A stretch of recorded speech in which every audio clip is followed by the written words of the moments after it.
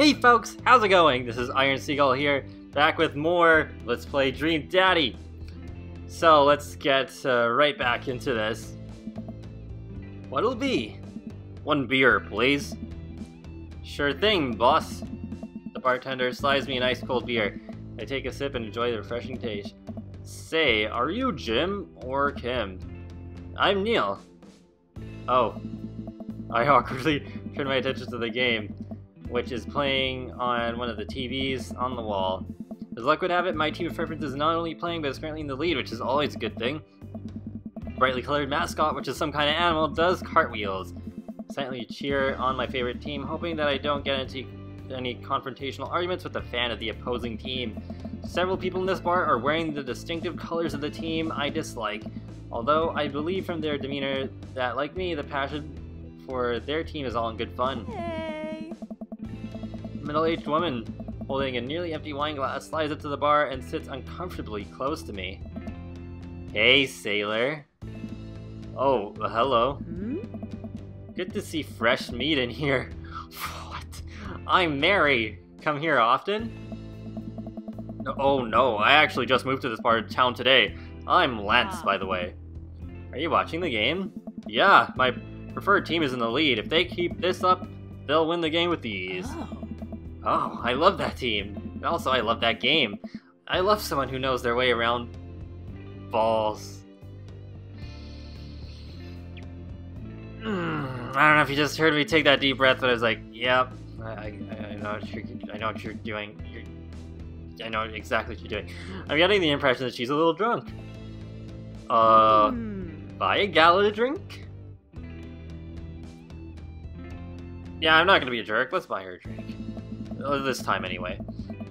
I almost reluctantly signal the bartender and order Mary another glass of wine. Neil jokes back and forth with Mary.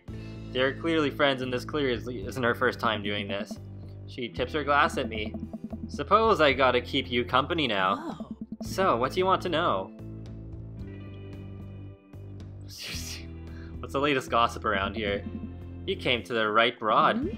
I'm an observer. I watch people. I see everything, know everyone. Nothing gets past me. So what? Thought you were gonna... I forgot what we were talking about. About the gossip? You said nothing gets past you. Oh right, I'm also a steel trap. Confidential to a fault.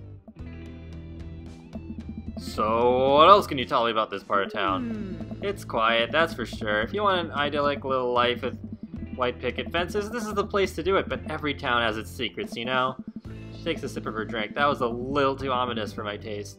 And she leans closer. Oh. Would you like to learn some of my secrets? Oh boy. Oh, maybe some other time? Suit yourself, sailor. Mary saunters off, setting her sights on the newest bar patron to enter. Happily watch the game over another beer. The game has gotten close in terms of points, a little too close in what I'm comfortable with. After a particularly skilled player scores a number of points for the other team, putting in the lead, I hear an affirmative grunt from another man at the bar. Go team! It's the brooding man from the coffee spoon. Yes! I'm gonna get to voice this guy. I know exactly what voice I want to give him. Brooding man for the coffee spoon. He sits alone, sipping whiskey and watching the game as well. Enjoying the game? I am, now that we're winning. Oh, we must be rooting for different teams. Yeah, I just want to go for, like, my Shadow the Hedgehog voice. In my opinion, my team is far superior. I have to disagree with that. Based upon our win-loss record, I'd say that my team is superior. That's where you're wrong, since as it stands right now, my team is beating yours. The conversation ends there, and we both go back to silently rooting for our respective teams. The game is close, with both sides playing their hardest to win, but in the end, my team prevails. Quiet cheers ripple throughout the bar. I raise a respectful glass at the man drinking whiskey. He raises his in response. An unspoken truce is formed between us, based on mutual love for the game.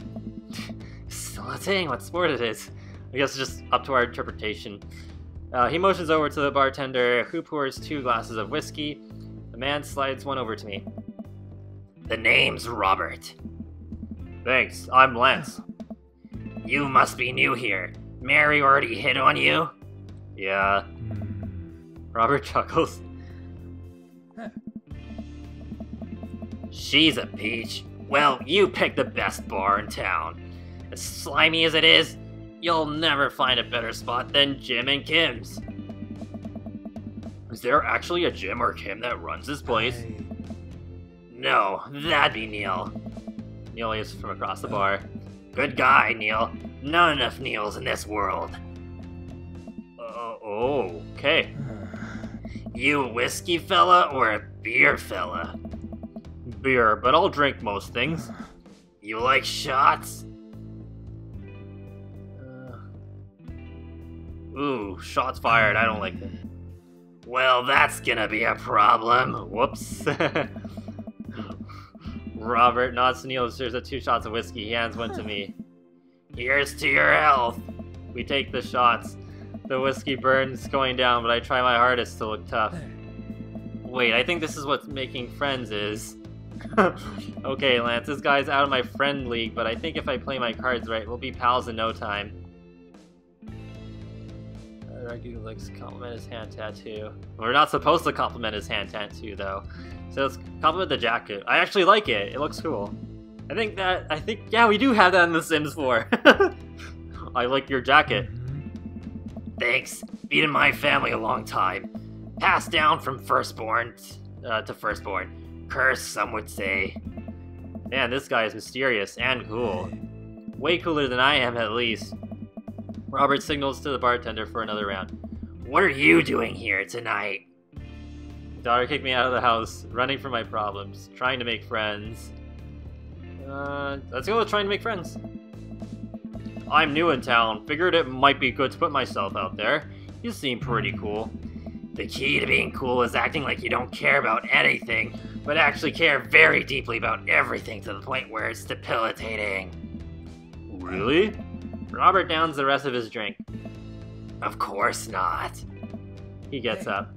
Be right back. Gotta powder my nose. Wow. Never seen Robert this talkative. He must like you. I guess so. Gotta admit that Robert has a gruff charm to him. If a guy like that thinks I'm cool, then I really must be. Robert comes back from the bathroom and grabs his leather jacket. I'm gonna go home. You heading my way? Robert and I leave the bar and find ourselves walking in the same direction. I live in this cul-de-sac down the way. Does everybody live there? Me too. We just finished unpacking today. Great place to be. Good neighbors. Well, some of them. Who's that?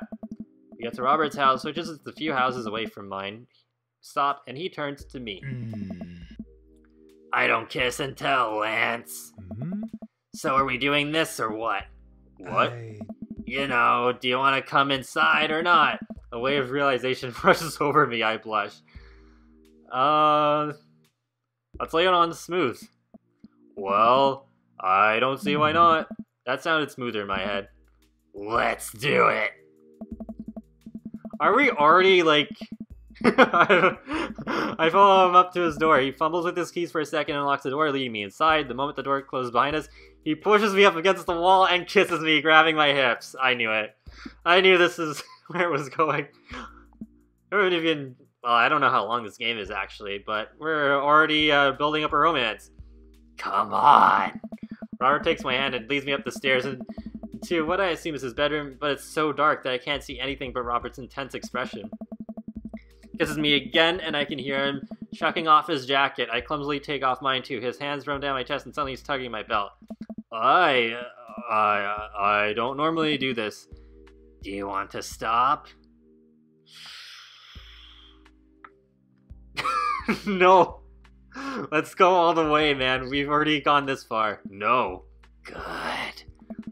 Robert continues to unbuckle my belt and guides me to bed. And I gotta admit, this part of that is because, I like doing his voice. I like doing Robert's voice. Let's have some fun. So now I actually get to demonstrate my vocal talents a bit better. Sunlight streams in between the slats of the blinds. My head is pounding. I really overdid it last night. Wait a minute. This isn't my old house or my new house. Oh, right. I look around for Robert, but find myself alone. Hello? There's a clatter from the bathroom and the door opens. Robert is fully dressed and grabs his keys. That was fun. Yeah, it was. You should go.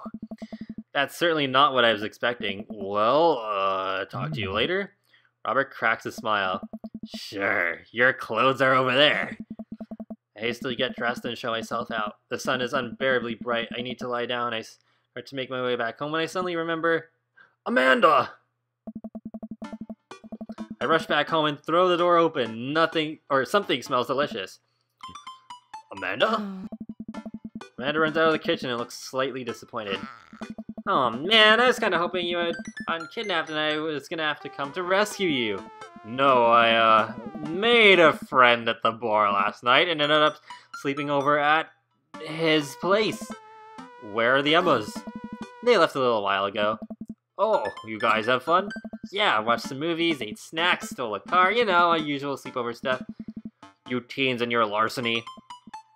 So, this breakfast that's cooking, what's that all about? Well, there's hash browns, and eggs, and bacon. Can I? Aww. Yes, you can have some breakfast. Bless you, sweet child.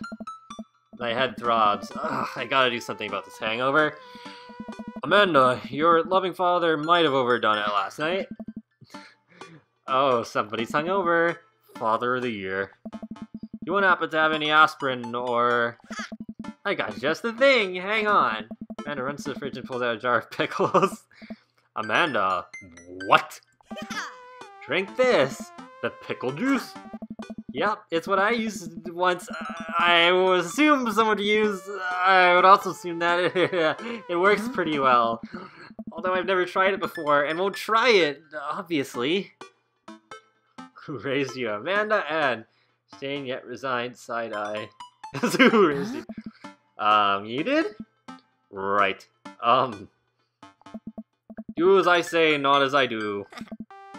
You got it. This better work. Now a sip of the tart juice. No, more than that. Way more than that. I mean, I assume. Watch it, you. I drink more pickle juice and help myself to the delicious breakfast that Amanda has graciously allowed me to partake in. After inhaling some hash browns and dunking several pieces of bacon into runny egg yolk, I'm starting to feel a little better. Amanda grabs her backpack and keys. Well, I gotta get to class. Don't forget the meeting with Mr. Vega, okay? He said it was important. Love ya. I'll be there. Knock him dead, kiddo. Always do. You are a secret handshake and she's off. I get a little work done at home before I glance at my watch and see that it's almost time for the meeting. I hop in the shower, change clothes, and on my way, still a little hungover. You're young, I can't read that fast enough. I'm not the Flash, I can't speed read. I arrive at Amanda's school and check in at the front desk. They give me a bright orange visitor sticker and send me on my way. I feel pretty haggard after not brushing my teeth or showering, but hopefully nobody will notice. I check my watch and am relieved to see that I'm only 2 minutes late. Wait, was it room 103 or 108? I spot a youth standing at his locker and approach him for help. Excuse me, do you know where Mr. Vega's classroom is? The youth turns around and looks up and down with heavily lined eyes. Come on, kid, I'm late for a meeting. Mr. who? Mr. Vega. I don't know, have you tried the exit? Okay, wise guy, are you gonna help me or not? Fine. Up those stairs and to the left. Can't miss him. Up the stairs and walk around and unable to find Mr. Vega's class anywhere. After a couple minutes of searching, I head back downstairs. That punk you sent me on a wild goose chase. Get back to where that lower Gerard Way is standing, fully ready to give a piece of my own. Suddenly a head pops up out of the classroom next to his locker. Oh, what voice do I give this guy? Hugo! Lucien, don't you have a third period to get to? Fine, Mr. Vega. Oh. Wow. Now I'm officially 10 minutes late. I glare at him as he walks away. We're not cool. You must be Lance. This period's almost over. Would you mind waiting in the back? Oh. Mr. Vega leads me in and I take a seat in one of the comically small students' desks in the back. I might get stuck in this. Alright, now where were we? Now, who can tell me about the unreliability of the narrator in J.D. Salinger's Catcher in the Rye? Yes, Colin. Colin stands up and does a thing where he blows into the crook of his elbow to make a fart noise. The whole class erupts in laughter. Alright, everybody. Very funny, Colin. Please, sit down. Now, Holden Caulfield, in an unreliable narrator, in the sense that... The bell for the end of the period rings. All the students immediately get up and break to the door. Sweet Manchego. Sweet Manchego. Remember to do the reading and answer the response questions on page 184 in your textbook. Nobody's listening. Oh. Or not, I guess. Mr. Vega turns to me and sighs. Middle schoolers, right? Don't you teach high schoolers?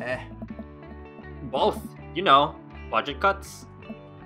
Right. Oh. Thanks so much for coming in. No problem, Mr. Vega. Please, call me Hugo. I don't normally do these impromptu parent-teacher meetings, but as I'm sure you know, Amanda is a very bright student and I'm concerned about her recent behavior. What's going on? Amanda has never been the most engaged student, but I know she cares. Recently, though, she's been falling behind. She's not completing assignments and has been doing rather poorly on tests. I'd normally chalk this up to senioritis, but... This is strange. I thought Amanda always shared everything with me. Hasn't even crossed my mind that something might be wrong. I just wanted to ask, is everything okay at home? I just moved. She's fine. It's a tendency to bundle things up. I used to say just moved. Well, we just moved recently, but it was only to the other side of town, and Amanda was more excited about it than I was. See, if you can talk to her about it, I know she values you a great deal and would appreciate your guidance. If she keeps heading down this road... I know how important art school is to her, and I would hate to see her miss out on scholarship money that she clearly deserves. I'll make sure to talk to Amanda. Thanks for letting me know, Hugo. Anytime. On my way out, I stopped, thinking for a moment. I turned to Hugo. Hey, Hugo? Yes? They ever catch that rye? Yes! I leave the classroom and make my way out of the school. I'm still a little bit in shock that Amanda was able to hide this so well from me. She's always been such a force for positivity in my life, especially after we lost her father. Amanda must be done with classes for the day by now. I'm sure she would appreciate a ride home. And maybe I can talk to her about what's going on. Oh. I pull up to the carpool, and Amanda hops in the passenger seat. Yeah. So, did you have fun gossiping about me? Mr. Vega and I actually just gossiped about our celebrity crushes. So you talked about Mario Batali the whole time? It was a very productive meeting. I'm pretty hungry. Can we grab some dinner? Sure thing. Let's go to the mall food court. I guess I'm choosing all the really social options. Does that sound good to you? Yeah, sure. Why the mall? Geez, can't a dad take his daughter to the mall? Will you buy me things? I will buy you a thing, singular. Sounds like a deal to me. We drive in silence for a short while. Amanda plays a game on her phone. I should say something. Alright, and I think this is actually a good place to leave it off here before I wear out my voice, because I can definitely feel it in my throat now, so I just want to make sure I don't lose my voice. But man, I'm really getting into this game that I've recorded 4 episodes straight. I'm really glad I decided to do a Let's Play. But I hope you're all enjoying this too, and be sure to leave a like or a comment or even subscribe, because it lets me know that you like my channel, my videos, and it helps you keep up to date more easily with the latest content from me. I do videos on The Sims, Sonic the Hedgehog, and more. I will talk to you all later, and have a great day. Thanks for watching. I wonder what game she's playing on her phone. Maybe Simpsons Tapped Out? Pokemon Go? I was just playing that, and an Articuno ran for me! Ugh, it was the worst. I was so close.